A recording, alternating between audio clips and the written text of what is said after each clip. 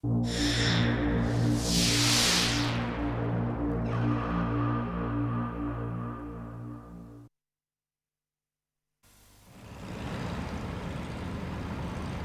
la década de 1930, el recuerdo de la Primera Guerra Mundial todavía estaba muy presente. Tras la terrible carnicería acaecida en las trincheras, existía una determinación absoluta a no volver a sufrir una tragedia similar.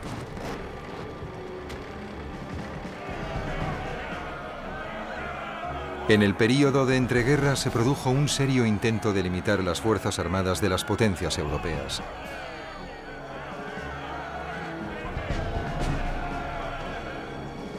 Con el ascenso de Hitler y el inevitable camino hacia la guerra, Inglaterra tuvo que reaccionar con rapidez para rearmarse y equiparse con cazas modernos. Este proceso no comenzó hasta 1936 y finalizó justo a tiempo.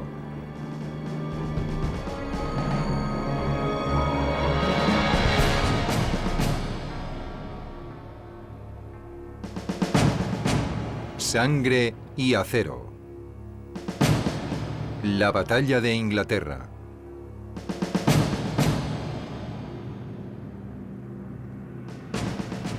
Si bien la Fuerza Aérea Británica disponía de modernos cazas, poco podía hacer esta en Francia para impedir el avance meteórico de la Blitzkrieg.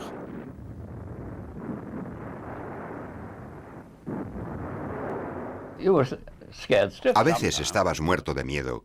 Es curioso, a lo que más temías era a chocar con algún otro aparato. Cuando te disparaban, parecía como si hubiera rayos viniendo hacia ti, como luces de colores que veías cómo pasaban por encima del ala, por ejemplo. Y entonces te dabas cuenta de que te estaban disparando, pero intentabas no pensar que por cada bala que veías, había otras 4 que no veías, porque resulta que por cada ráfaga solo salía una bala trazadora. Es decir, que el peligro era mucho mayor del que percibías, lo que probablemente fuera bueno, porque así no tenías tanto miedo. Pero el combate podía ser positivo para los pilotos ingleses. Si los Stukas que encabezaban la Blitzkrieg eran sorprendidos sin un potente escudo de cazas de apoyo, el resultado era inevitablemente una masacre. No había nada que levantara más los ánimos de los pilotos de la RAF que lo que ellos llamaban una fiesta Stuka. Al principio de la campaña solo había 6 escuadrones Hurricane en Francia, y si bien intervinieron en su medida en el combate, los franceses deseaban una mayor contribución de los ingleses en el aire. Pero Downing tuvo que negarse, ya que consideraba que comprometer más escuadrones significaría que si Francia caía, lo que parecía probable a principios de mayo de 1940, ya no habría batalla de Inglaterra, porque no quedarían escuadrones de combate para defender Gran Bretaña.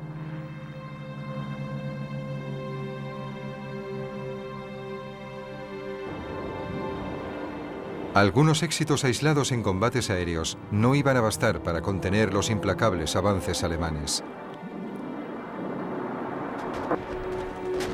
Finalmente, los cuerpos expedicionarios británicos, junto con numerosas tropas francesas, se vieron acorralados cerca de Dunkerque. Cuando la perspectiva de aniquilación de toda la fuerza expedicionaria británica era casi palpable, Hitler dio la inesperada orden de detener el implacable avance de los tanques alemanes. Con la fuerza expedicionaria británica en una situación desesperada en Dunkerque, Downing sabía que la RAF debía proteger las tropas en la playa, por lo que casi todos sus escuadrones de combate intervinieron en las batallas que se libraron sobre Dunkerque. Esto provocó un gran número de bajas tanto entre las tripulaciones de la RAF como entre las tropas en tierra, que muchas veces no llegaban a ver los Spitfires que libraban batallas cerca de allí contra la Luftwaffe. Los soldados en tierra tenían a menudo la sensación de que no los estaban protegiendo. No obstante, la contribución del llamado mando de caza fue crucial. Sin la acción de estos escuadrones de combate cubriendo y apoyando a las tropas aliadas, quizá la evacuación de Dunkerque no habría sido posible. Goering creía que se podía forzar la rendición de la fuerza expedicionaria británica atacándola desde el aire. Pero este sería el primer error importante de la Luftwaffe. Mientras los tanques alemanes retrocedían con gran frustración, la Luftwaffe bombardeó la ciudad y el puerto de Dunkerque. Pero los británicos sufrieron muchas menos bajas de las que Hermann Göring, lleno de arrogancia, hizo creer a Hitler. Aunque tuvo que abandonar en Francia todo su equipo pesado, el ejército británico pudo ser rescatado de las playas de Dunkerque y trasladado a la seguridad de Inglaterra. Los Spitfires y los Hurricanes eran como manzanas y naranjas. Las dos son frutas deliciosas, pero sustancialmente diferentes. En la práctica, por supuesto, el Spitfire se usaba generalmente en misiones a mayor altitud que los Hurricanes. El Hurricane era especialmente adecuado para operar entre los 17.000 y los 18.000 pies, mientras que el Spitfire también volaba muy bien a 25.000 y hasta 30.000 pies. Altitud que al Hurricane le costaba alcanzar. Por primera vez, la Luftwaffe se medía con aviones comparables a los suyos. Ambos bandos sufrieron pérdidas significativas en la batalla por Francia. Pero ahora era Alemania la que tenía el dominio absoluto en Europa occidental. Pero la RAF continuaba volando sobre el Canal de la Mancha. Esta filmación alemana, poco conocida, muestra un ataque de Spitfires a una base aérea alemana en la costa francesa en julio de 1940. El cámara alemán, que estaba cargando la cámara interior de un Messerschmitt Bf-109, fue lo bastante rápido como para captar estas increíbles imágenes de cazas británicos sobrevolando los edificios del aeródromo alemán. Por supuesto, los alemanes se dieron prisa en aprovechar el valor propagandístico del Spitfire derribado en una playa cercana. El Spitfire era rápido. Tenía una velocidad de ascenso relativamente buena y era muy maniobrable, lo que era muy importante en el tipo de combates que se llevaron a cabo en el sureste de Inglaterra y en el Canal de la Mancha durante el verano de 1940. Su armamento podía parecer impresionante, ya que contaba con 8 ametralladoras de 7.7 milímetros, pero era sin embargo poco efectivo. Esto se debía en parte a que las ametralladoras se encontraban repartidas a lo largo de las alas del avión, lo cual hacía que, de hecho, la concentración de fuego resultara insuficiente. También hay que tener en cuenta que había muy pocos aviones de ese modelo. En julio de 1940 eran menos de 230, y en lugar de estar concentrados para soportar la ofensiva alemana en el sureste de Inglaterra, estaban repartidos por todo el mando de caza, lo cual también redujo su efectividad durante la batalla de Inglaterra. A pesar de contar con el apoyo de los Spitfire, para los hombres del mando de bombardeo, el mes de julio de 1940 fue un período muy complicado. Después de la Primera Guerra Mundial, la ira de los aliados por los bombardeos aéreos alemanes, que causaron un gran número de bajas civiles, quedó patente en el Tratado de Versalles, que prohibía a Alemania disponer de fuerza aérea. Esta política se intensificó y se transformó en un acuerdo internacional durante una conferencia sobre limitación de armamento celebrada en Washington en 1922. La declaración final afirmaba: quedan prohibidos los bombardeos aéreos dirigidos a aterrorizar a la población civil, a destruir o a dañar la propiedad privada que no sea de naturaleza militar o a herir a no combatientes.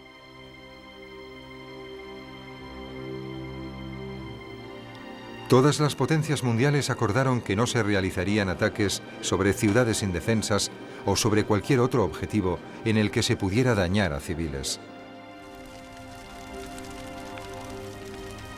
Desgraciadamente para los habitantes de Coventry y Dresden, estas nobles intenciones quedaron totalmente olvidadas en 1945, pero al menos durante los primeros meses de la guerra sirvieron de algo. El respeto a las limitaciones de Washington restringió el alcance de los ataques de los bombardeos contra objetivos civiles al comienzo de la Segunda Guerra Mundial. Inicialmente, tanto Inglaterra como Alemania respetaron plenamente el tratado.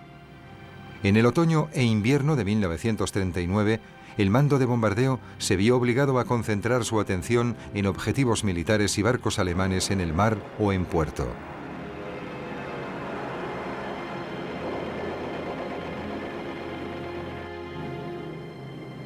Hubo misiones aéreas que sobrevolaron ciudades alemanas, incluida Berlín, pero lo que arrojaron fueron folletos de propaganda que no surtieron ningún efecto. Pero dichas misiones proporcionaron a las tripulaciones experiencia para las incursiones aéreas que realizarían posteriormente, aunque el impacto de la propaganda fuera nulo. Los combates aéreos duraban muy poco. El tiempo real de combate era muy corto. Y lo que ocurría era que te metías en un lío de aviones y te preguntabas cómo ibas a evitar el chocar con otros. Y de repente, el cielo estaba vacío y no podías ver a nadie más.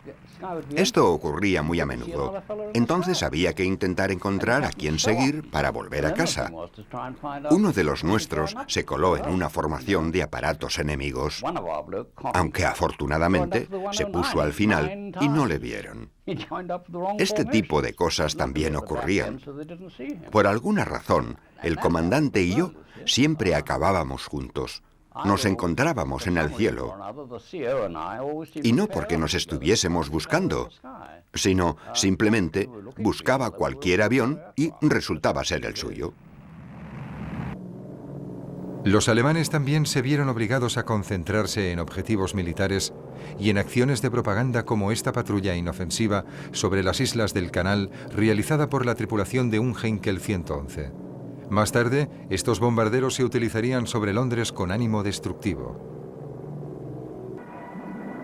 La Blitzkrieg había obtenido una destacable serie de victorias, pero con el inicio de la batalla de Inglaterra, el papel de la Luftwaffe iba a cambiar. La guerra relámpago de corto alcance que tantas victorias había reportado en Polonia y en Francia ya no era adecuada, y la Luftwaffe pasó a centrarse en una larga guerra de desgaste. El 16 de julio Hitler firmó la directiva número 16 del Führer en la que se exponían los planes para invadir Inglaterra. La Luftwaffe iba a llevarse la peor parte del combate inicial, ya que le fueron asignadas misiones que entrañaban gran dificultad. Una de las primeras sería anular las defensas costeras inglesas y cerrar el canal a los barcos británicos.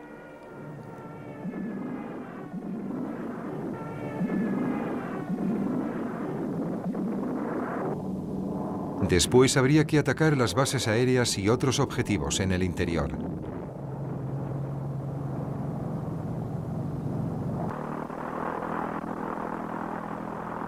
La segunda y tercera fuerzas aéreas de Göring se encontraban en Francia y en Bélgica. Sus principales adversarios eran los Hurricanes y los Spitfires del mando de caza de la RAF.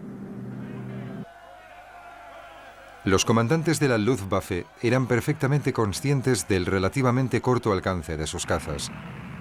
Cuanto más tuvieran que adentrarse en Inglaterra, menor sería el tiempo del que dispondrían para combatir. Los comandantes alemanes esperaban destruir el mayor número posible de cazas durante los combates sobre el canal.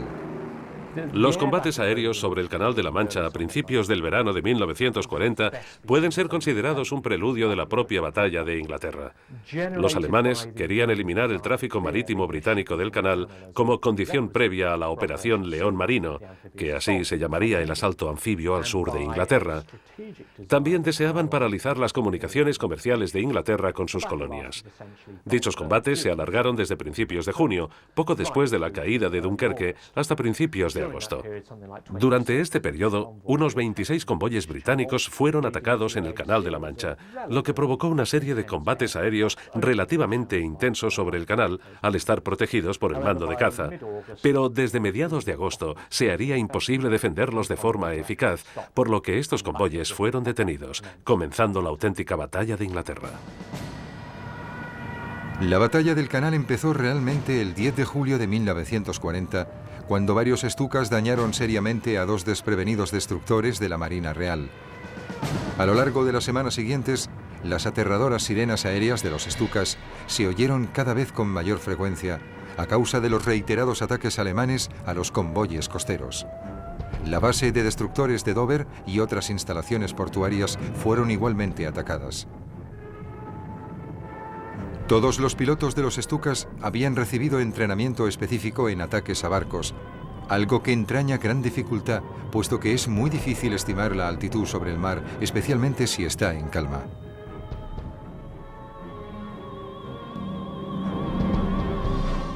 Los pilotos de los Stukas que se veían obligados a amerizar se encontraban ante un desagradable dilema. Por un lado, durante el descenso, debido al tren de aterrizaje fijo, el aparato se precipitaba hacia abajo a gran velocidad y hacia una muerte casi segura, pero por otro lado, si la tripulación saltaba, la balsa y el equipo de supervivencia quedaban en la cabina. El mando de caza fue llevado al límite de sus posibilidades y las pérdidas de Stukas fueron escasas en comparación con el daño infligido. A finales de julio, el Ministerio de Marina británico se vio obligado a prohibir que los destructores navegaran por el Canal de la Mancha durante el día, y se trasladaron los pocos barcos que aún quedaban en Dover a bases más seguras y más distantes de la zona escogida para la invasión alemana.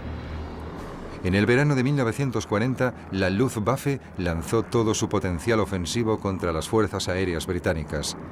Goering había recibido la misión de destruir la capacidad de la RAF en el sur de Inglaterra. Era esencial que la Luftwaffe llegara a controlar por completo el espacio aéreo durante la invasión que se planeaba. Goering confiaba en obtener una victoria total.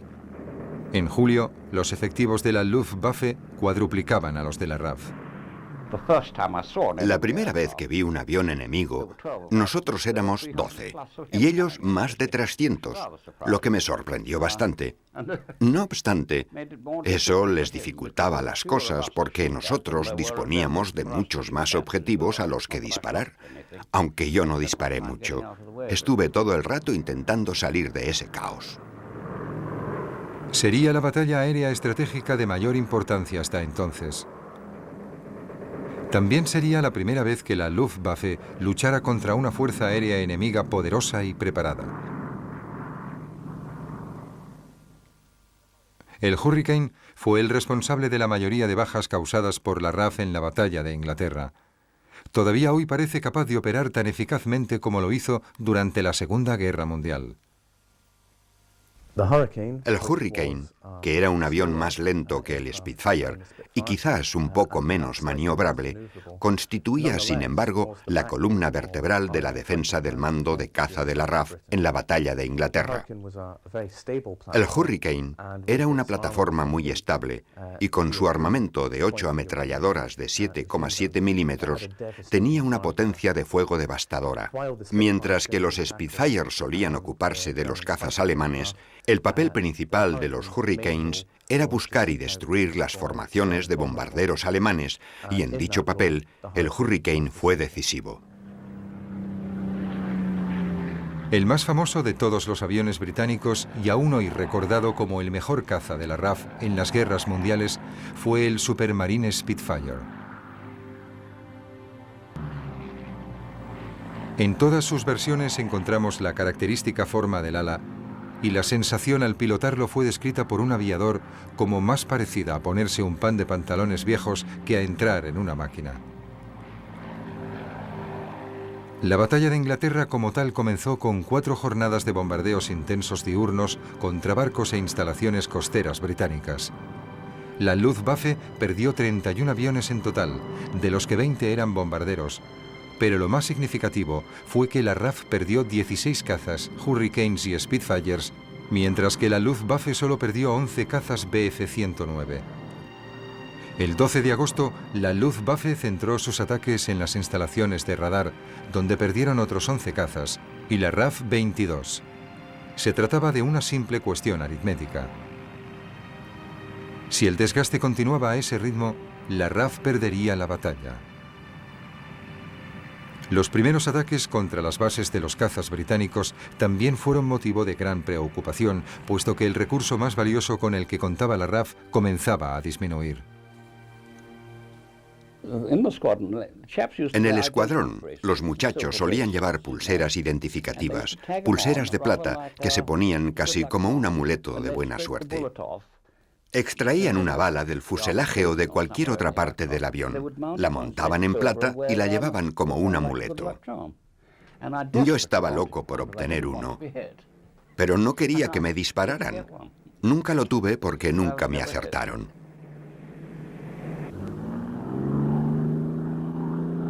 A pesar de las pérdidas sufridas por la RAF, algunas unidades de la Luftwaffe sufrieron todavía más. Durante la primera mitad de agosto, las pérdidas de Stukas aumentaron enormemente. El 19 de agosto, por orden personal de Hermann Göring, se retiraron los bombardeos en picado de las operaciones en la línea de fuego. Los Stukas fueron trasladados a la zona del paso de Calais para descansar y prepararse para la invasión. Resultaría ser una larga espera. El Stuka era un arma letal, altamente precisa y aterradora en el ataque, pero requería unas condiciones de superioridad aérea. Si no actuaba bajo dichas condiciones, su poca velocidad de combate y su torpeza en el aire lo hacían extremadamente vulnerable a los ataques de los cazas británicos. Y por supuesto, en el verano de 1940, o por lo menos a mediados de agosto de 1940, los alemanes no gozaban de superioridad aérea en el sureste de Inglaterra. Cuando un bombardero Stuka terminaba el vuelo en picado, iba tan lento que se convertía en un objetivo muy fácil para un Hurricane o un Spitfire. Durante los primeros días de la batalla, se derribaron Stukas en número tan elevado y con consecuencias tan graves que la Luftwaffe decidió finalmente retirarlos. El día 13, Göring cometió el primero de lo que sería una serie de errores garrafales que acabarían provocando que la Luftwaffe perdiera la batalla. En vez de intensificar la ofensiva contra el mando de caza, los bombarderos alemanes fueron enviados a atacar astilleros tan distantes entre sí como Swansea, Aberdeen y Belfast. Al intentar proteger columnas de bombarderos tan dispersas, la Luftwaffe perdió 24 cazas por 14 de la RAF. Aún más importante fue el hecho de no haber causado daño alguno a las bases aéreas del mando de caza. Göring, con su acostumbrada indecisión y buscando diferentes maneras de obtener una victoria rápida, no estaba capacitado para dirigir la batalla de Inglaterra en el bando alemán. Cambiaba continuamente los objetivos, que en julio pasaron de ser el canal a las fábricas de aviones. En agosto fueron las estaciones de radar, luego las bases aéreas de la RAF y finalmente en septiembre la misma ciudad de Londres. Así pues, Göring nunca fue capaz ni poseyó el temperamento adecuado para mantener la presión sobre la RAF en un momento tan crítico como ese. Afortunadamente, los efectos de la ofensiva de la Luftwaffe contra las bases aéreas de cazas quedaban compensadas por la mala labor de los servicios de inteligencia alemanes. A menudo se fijaban como objetivo bases aéreas o fábricas equivocadas. A medida que la batalla progresaba, las pérdidas de cazas británicos eran grandes, pero las de la Luftwaffe lo eran aún más. Solamente el día 15 de agosto fueron destruidos 50 aviones alemanes. Entre el 13 y el 18, los alemanes perdieron 350 aviones por 170 de la RAF. En esta batalla de avión contra avión, los vulnerables Stukas ya habían sido retirados del combate. Solo los Bf-109 habían demostrado ser capaces de enfrentarse a los Spitfires y a los Hurricanes en igualdad de condiciones, pero existían graves dificultades logísticas. El Messerschmitt 109E, que fue el caza monomotor estándar de la Luftwaffe durante la batalla de Inglaterra, era un avión muy eficaz. Tenía un peso adecuado y muy buena potencia de fuego. Era muy maniobrable y, a diferencia del Spitfire, podía realizar picados a gravedades negativas, lo cual lo convertía en un avión muy manejable. El único fallo en el diseño podría ser la raíz del ala, que era algo débil, lo cual hacía que los pilotos de la Luftwaffe se sintieran un poco nerviosos al realizar virajes tan cerrados como los que efectuaban los pilotos de Spitfire. No obstante, el Messerschmitt 109 fue un avión muy eficaz que causó graves preocupaciones a los planificadores de la RAF durante la batalla. Sin embargo, el Messerschmitt 109 presentaba varios fallos importantes. El primero era su alcance. Sus tanques de combustible eran relativamente pequeños y por lo tanto el avión solo podía mantenerse en el espacio aéreo británico durante algunos minutos, especialmente cuando se dirigía tan lejos como a Londres antes de tener que dar la vuelta. Está claro que esto reducía su capacidad de eliminar a los aviones del mando de caza y además significaba que los Messerschmitts dañados tendrían grandes dificultades para volver a cruzar el Canal de la Mancha sin estrellarse o sin terminar el combustible. Además, era bastante menos maniobrable que el Hurricane o el Spitfire, lo cual era un defecto crucial en los combates aéreos sobre el sureste de Inglaterra en 1940. Finalmente, sobre todo hacia el final de la batalla, la superioridad de los Messerschmitts en combates individuales quedaba neutralizada por la insistencia de Hermann Göring en que volaran muy cerca del bombardero alemán que había sido enviado a Inglaterra. Esto reducía la libertad de la que disponían los pilotos para utilizarlo como arma para eliminar aviones de la RAF. El defecto del Bf-109 era que consumía mucho combustible.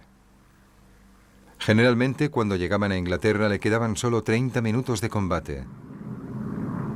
La RAF contaba con otra ventaja, menos obvia, puesto que si un piloto alemán se veía obligado a saltar del avión sobre suelo inglés, automáticamente se convertía en prisionero de guerra, mientras que los pilotos de la RAF que saltaban podían estar de regreso a su base y volar de nuevo ese mismo día, y los aviones eran más fáciles de sustituir que los pilotos entrenados. Si nos derribaban, podíamos saltar y normalmente caíamos en territorio amigo.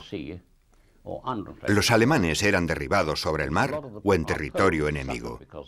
Muchos de los polacos en nuestro bando sufrieron porque les confundían con alemanes. Teníamos polacos y franceses en el escuadrón. De hecho, teníamos al único noruego, John Skarl. Pienso que los escuadrones mixtos solían tener la moral más alta que los otros. Y, por supuesto, nosotros no odiábamos a los alemanes de la misma forma que los polacos o los checos. Ellos realmente los odiaban. Y cuando entraban en combate, lo hacían muy en serio. Nosotros también nos lo tomábamos muy en serio, pero no como ellos. Göring intuyó la capacidad de resistencia de la RAF y ordenó que se centraran todos los esfuerzos en las bases aéreas de cazas. Pero aunque parezca increíble, olvidó incluir las estaciones de radar, que proporcionaban a los británicos una ventaja esencial en la batalla. El sistema de radar que se usaba en la época de la batalla de Inglaterra había sido desarrollado en el período de entreguerras y consistía en el envío de ondas de radio.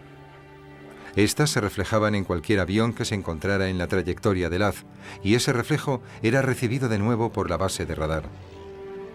El operador observaba un tubo de rayos catódicos y determinaba la distancia del avión a partir del tiempo transcurrido entre la transmisión de la señal y su reflejo. La información obtenida por el radar se pasaba a la sala de operaciones, donde el Estado Mayor tenía una pizarra con un croquis de la situación y entonces tomaba las decisiones necesarias. Estas decisiones se comunicaban a las bases aéreas del sector y de ahí pasaban a las bases satélites desde las que los cazas salían en busca de sus objetivos. Los aviones británicos llevaban transmisores de señales que les identificaban como amigos ante el radar, que luego se podían utilizar para guiar al avión hacia su objetivo.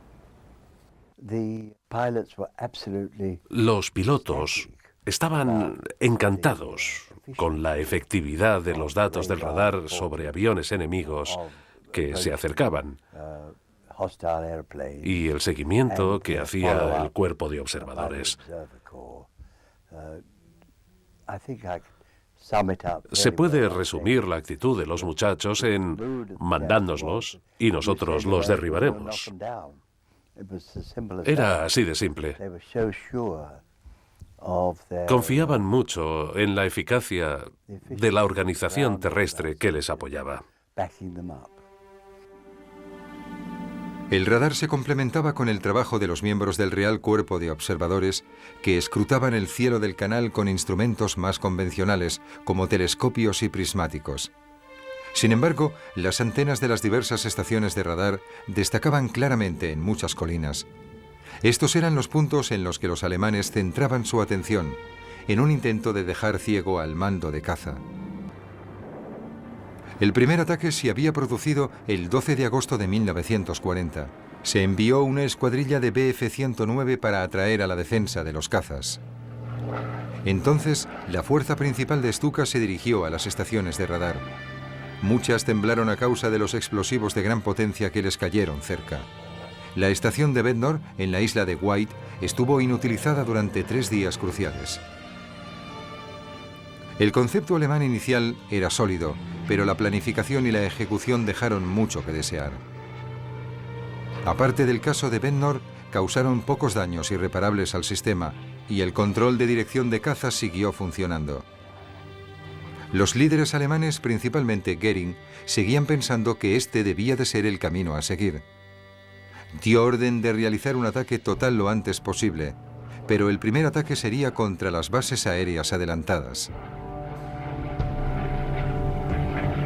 Eso fue Adlerangriff, ataque de las águilas. A pesar de los discursos y de la planificación, el ataque de las águilas se inició de forma desorganizada. La orden original dio instrucciones de comenzar poco después del 5 de agosto. Pero las condiciones meteorológicas no permitieron un ataque hasta el día 13. Se dio la orden, pero se anuló poco después del despegue. Muchos bombarderos alemanes no recibieron dicha orden de retirada. Hacia las 7 de la mañana, una fuerza de Dornier 17 bombardeó las bases costeras de Sheerness y Eastchurch con certera precisión. Causaron grandes daños, pero no les acompañaba la escolta de cazas y sufrieron muchos ataques del mando de caza británico. No obstante, la nueva estrategia de la Luftwaffe tuvo cierto éxito y a medida que aumentaban las pérdidas, se reducía el número de cazas operativos de la RAF. Las fábricas británicas podían compensar los aparatos perdidos, pero no había suficientes pilotos. Una a una, las bases de cazas resultaron dañadas, hasta tal punto que prácticamente no podían estar operativas. La verdad es que aprendimos de los alemanes, porque habían estado en España. Los italianos habían estado en otras partes y sabían más de ese tipo de cosas que nosotros, mucho más, y además eran mejores. Nos derribaban con bastante frecuencia y disparaban a los que se apartaban, al piloto que no estaba en formación. Los veían con mucha facilidad. Perdimos muchos pilotos así, pero realmente no los podías proteger porque estabas demasiado ocupado formando con los otros sin examinar el cielo y concentrándote más en nuestro líder. Pero con el tiempo aprendimos. A medida que las batallas de cazas iban aumentando, los pilotos británicos se mostraban más furiosos por el hecho de ser enviados solamente en escuadrones para luchar contra una enorme fuerza de aviones enemigos. El as del aire, Douglas Bader, propuso una nueva táctica. Cuando llegaba la orden de despegar, los aviones que estaban disponibles formaban una gran ala en lugar de atacar en escuadrones. Este ala se podía dirigir hacia el enemigo con el que ahora se combatiría en condiciones de cierta igualdad. Más adelante, estas tácticas serían las que permitirían a los aliados tener el control casi total de los cielos durante los bombardeos aéreos sobre Alemania. Pero durante la batalla de Inglaterra, esta táctica tuvo un éxito relativo. Estas grandes alas tardaban mucho en formarse. No se podían enfrentar al enemigo hasta que éste ya había lanzado sus bombas y estaba de regreso a casa. Se decía que si derribabas al piloto después de que hubiera cumplido su misión, eso tenía un cierto efecto disuasorio. Y es cierto. Pero no tenía el mismo efecto en la gente que sufría los bombardeos. Dowding y los otros líderes sabían que si aquello se convertía en una guerra de desgaste, Inglaterra perdería la batalla y probablemente la guerra. Simplemente no había suficientes aviones ni pilotos disponibles para combatir contra los alemanes en igualdad de términos y ganar. La única opción para Inglaterra era mejorar la táctica de enviar grupos reducidos de cazas contra grandes grupos de bombarderos. Mientras tanto, el mando de caza se apuntaría a una victoria ante el ataque de las águilas, consiguiendo únicamente sobrevivir. Esa victoria fue difícil. Durante 25 días, los bombardeos aéreos siguieron el mismo esquema. La Fuerza Aérea Alemana atacaba bases aéreas y fábricas de aviones para intentar expulsar a la RAF de los cielos.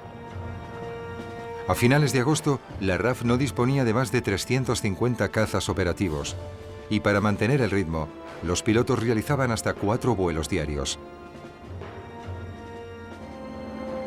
La derrota final era solo cuestión de tiempo. Pero a menudo, un pequeño suceso cambia por casualidad el curso de la batalla. El 24 de agosto, algunos bombarderos de la Luftwaffe sobrepasaron su objetivo y por error lanzaron sus bombas sobre Londres. Actualmente, ambos bandos admiten que estos ataques de bombarderos alemanes sobre Londres los realizaron por equivocación pilotos que habían recibido instrucciones de bombardear Rochester y el estuario del Támesis y que cometieron un error humano.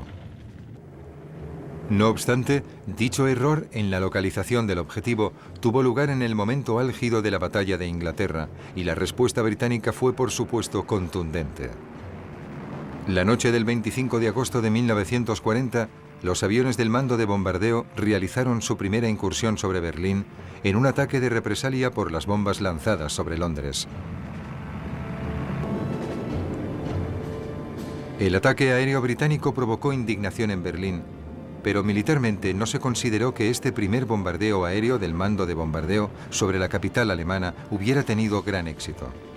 Solo 29 pilotos afirmaron haber reconocido Berlín y la mayoría de las bombas explotaron en pleno campo. Si bien no se trató de un éxito táctico como misión de bombardeo, este primer ataque aéreo británico tuvo consecuencias estratégicas extraordinarias. El ataque sorprendió a los berlineses que vieron cómo su ciudad era agredida. Mientras, un indignado Hitler juraba venganza y Göring recibía órdenes de bombardear Londres. A pesar de que la Luftwaffe estaba a punto de obtener una victoria decisiva sobre los cazas de la RAF, Hitler estaba furioso. Alemania no tuvo otra opción que dejar escapar la oportunidad y redirigir todos sus esfuerzos contra Londres. Los efectos de los bombardeos sobre las ciudades fueron bastante limitados.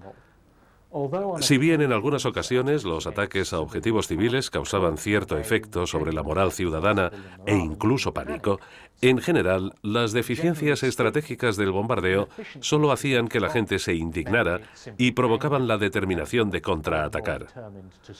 Así pues, esos bombardeos no fueron un método de combate especialmente eficaz, aunque el mando de bombardero de la RAF destinó esfuerzos considerables en la Segunda Guerra Mundial. La furia de Hitler llevó a Göring a cometer su mayor error táctico. Justo cuando la Luftwaffe estaba a punto de conseguir la victoria sobre la RAF en la batalla de Inglaterra, ordenó a sus fuerzas que dejaran de atacar las bases aéreas de cazas e inició los bombardeos sistemáticos sobre Londres y sobre otros objetivos civiles. El deseo ciego de venganza de Hitler y las ganas de Göring de complacer a su jefe concedieron al mando de caza la tregua que necesitaba para recuperar fuerzas. Este breve descanso fue clave para la victoria británica en la batalla de Inglaterra.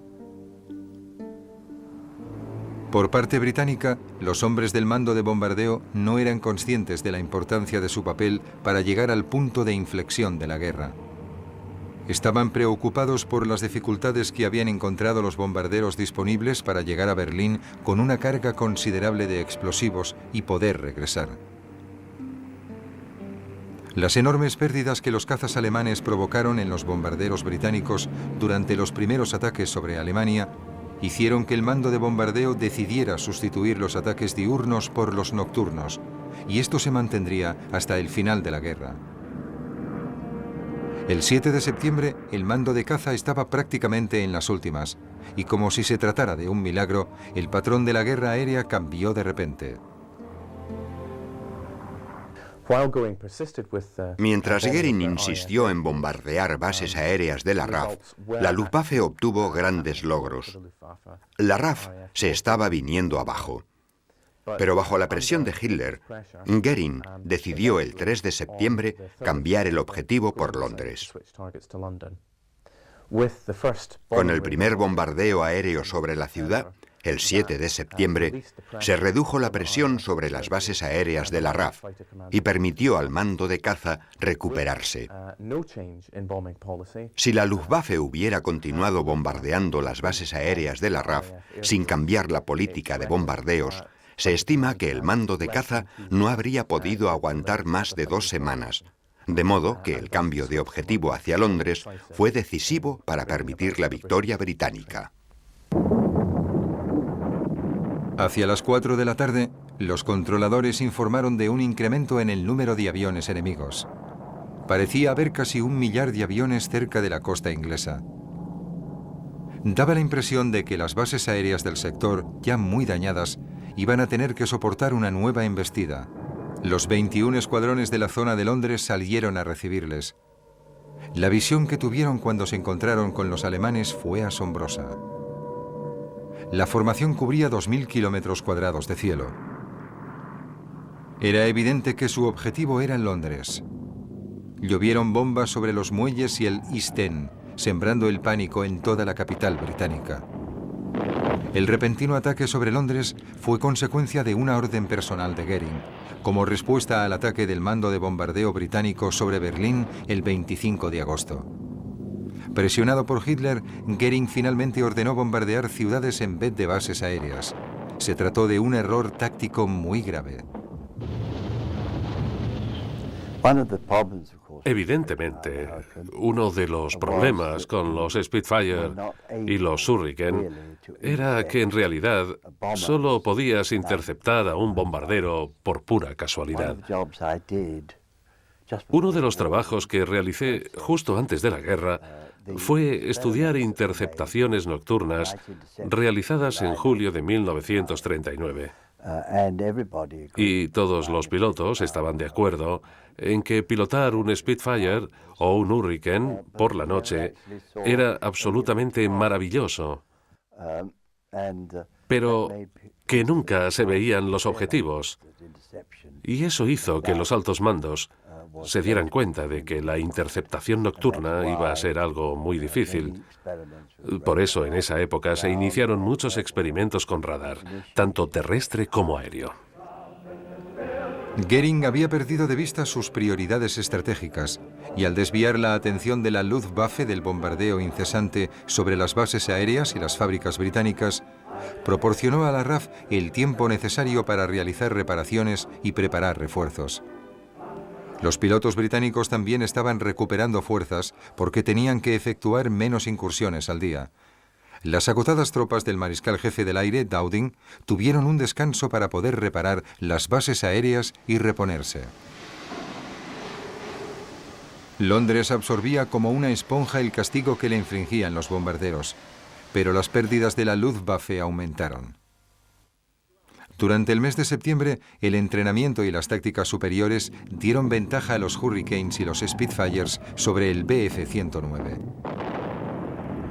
El primer gran ataque alemán del día fue desbaratado por una formación en gran ala antes de llegar a la capital. Los bombarderos alemanes dispersos se vieron obligados a bombardear objetivos al azar en el sur de Inglaterra. Más tarde, ese mismo día, a una segunda formación alemana le ocurrió algo similar. Los Hurricanes y Spitfires se habían rearmado, habían repostado y sumaban 170 aviones. Aunque esto significaba que no había reservas, finalmente los cazas británicos se enfrentaban al enemigo en número suficiente como para causarle pérdidas significativas. Goering intentó obviar esta realidad. Creía que la RAF no aguantaría mucho tiempo más. Pero el otoño transcurrió, el tiempo empezó a empeorar y la incapacidad de la Fuerza Aérea Alemana para destruir a su equivalente británico durante el verano iba a tener consecuencias importantes sobre el desarrollo posterior de la guerra. El 17 de septiembre se interceptó una comunicación secreta alemana. Ordenaba el aplazamiento indefinido de la invasión de Inglaterra.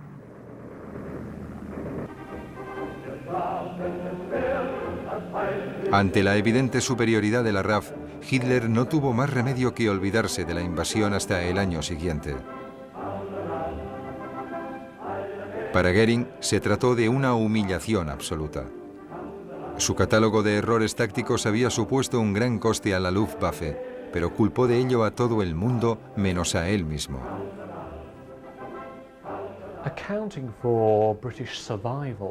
Sería absurdo hablar de la supervivencia británica sin mencionar a algunos protagonistas. Es evidente que el valor y el talento de los pilotos de cazas británicos y de la Commonwealth, que día tras día surcaban los cielos del sureste de Inglaterra y del Canal de la Mancha para enfrentarse a las fuerzas aéreas alemanas, superiores a ellos, es algo que aún ahora me parece extraordinario y merecedor de la mayor admiración.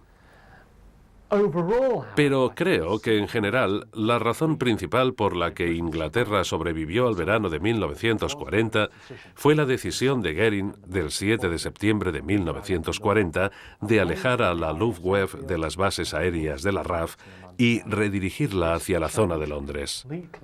Pienso que esta decisión cambió completamente el desarrollo de la batalla, y los alemanes desaprovecharon de esta forma su mayor ocasión de ganar a principios de septiembre de 1940. Así que, en cierto modo, es verdad que Inglaterra no ganó realmente la batalla, sino más bien fue Alemania quien la perdió. Los principales factores en la victoria británica son bastante diversos. En primer lugar, está la visión de futuro de Sir Hugh Dowding al crear el mando de caza, convertirlo en una organización fuerte y apostar por cazas modernos y por el desarrollo del radar. A este factor hay que añadirle las propias habilidades en combate de los pilotos británicos y su capacidad de resistir un largo periodo de intensa acción. Si miras el mapa, es extraordinario ver cómo se trazaron los sectores. Ver que, de hecho, miraban en la dirección correcta.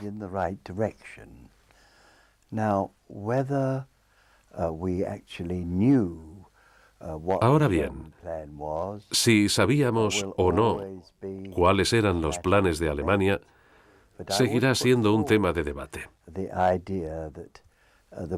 Pero yo apuesto por la idea de que los británicos tenían a un coronel del cuerpo de inteligencia sirviendo en el alto mando alemán, así que puede que tuviéramos cierta idea de lo que planeaban. Durante la primavera de 1941, continuaron los ataques nocturnos sobre Inglaterra, que causaron grandes daños y muchas pérdidas humanas.